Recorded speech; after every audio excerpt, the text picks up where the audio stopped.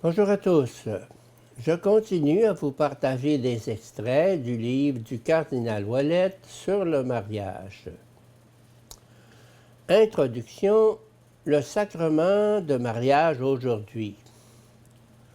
L'authentique amour conjugal est assumé dans l'amour divin et il est dirigé et enrichi par la puissance rédemptrice du Christ et l'action salvifique de l'Église afin de conduire efficacement à Dieu les époux, de les aider et de les affermir dans leur mission sublime de père et de mère. Gaudium et Spes 48.2.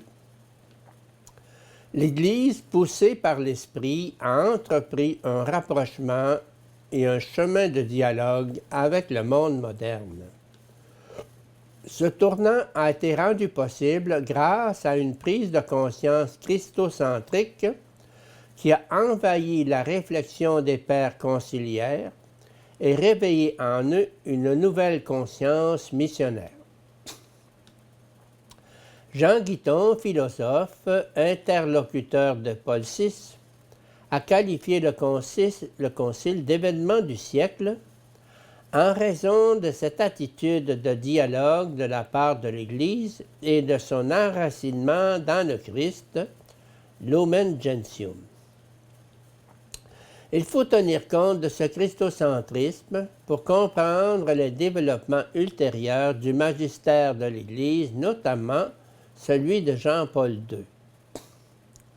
Toute la doctrine de la dignité de la personne humaine et sur le respect de la vie est issue de la lumière du Christ qui manifeste pleinement l'homme à lui-même et lui découvre la sublimité de sa vocation. Gaudium et Spes 22.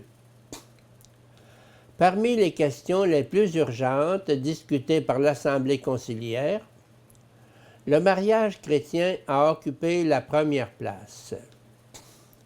50 ans plus tard, les problèmes du mariage et de la famille, mentionnés dans ce paragraphe de la Constitution, sont devenus de véritables défis pastoraux et culturels, menaçant l'avenir de l'évangélisation et de la civilisation elle-même. Défis culturels et pastoraux à l'aube du nouveau millénaire.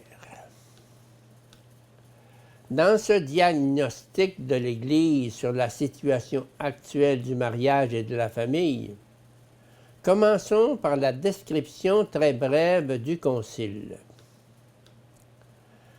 La dignité de cette institution est ternie par la polygamie, l'épidémie du divorce, l'amour soi-disant libre ou d'autres déformations. De plus, l'amour conjugal est trop souvent profané par l'égoïsme, l'hédonisme et par des pratiques illicites entravant la génération.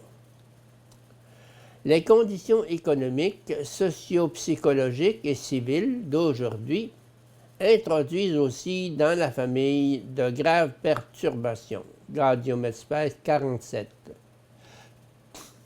Cette description très inquiétante ne laisse pourtant qu'entrevoir l'évolution dramatique de la société contemporaine vers une contestation radicale du mariage et de la famille.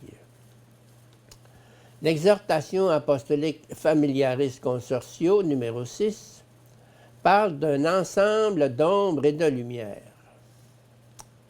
Pour les aspects positifs, on peut noter une conscience plus vive de la liberté personnelle et une plus grande attention à la qualité des relations interpersonnelles dans le mariage, à la promotion de la dignité de la femme, à la procréation responsable, à l'éducation des enfants. Quant aux aspects négatifs, nous sommes abreuvés de signes qui témoignent de la dégradation préoccupante de certaines valeurs fondamentales. Une conception théorique et pratique erronée de l'indépendance des conjoints entre eux, de graves ambiguïtés à propos du rapport d'autorité entre parents et enfants, des difficultés concrètes dans la transmission des valeurs, comme bien des familles peuvent l'expérimenter. Le nombre croissant des divorces, la plaie de l'avortement, le recours sans cesse plus fréquent à la stérilisation, l'installation d'une mentalité vraiment et proprement contraceptive. Dans les pays plus riches, le bien-être excessif et l'esprit de consommation enlèvent aux époux la générosité et le courage de susciter de nouvelles vies humaines.